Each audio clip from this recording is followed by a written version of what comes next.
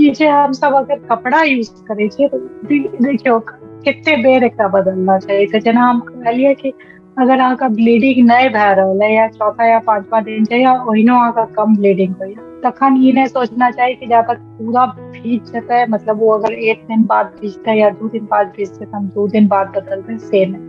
अगर नहियो भिजले है तब वो 8 से 12 घंटा में ओकरा जरूर बदल देना चाहिए, नंबर 1। नंबर 2 कि जखन वो भीज जाए, अगर वो भीज जाए छै तखन तक जहाँ भीज भीज गेलै तखन बदलि लियौ, ठीक छै।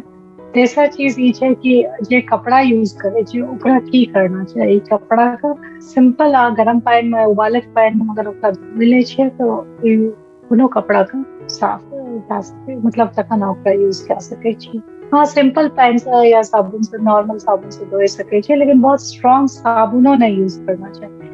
ई बात के ध्यान रखना चाहिए। दूसरा चीज ई छै कि उ जगह का सूखा रखने बहुत इम्पोर्टेंट छै। मतलब धोए से बेसी बढ़िया छै, बहुत बहुत लोग का आदत होइ छै कि पेशाब करे के बाद उस जगह का हमेशा पानी से धोए के। तब पानी से धोए के बाद अगर आप पानी से धोए छियै बहुत बढ़िया, लेकिन अहाँ ओकरा जरूर सुखा लियो।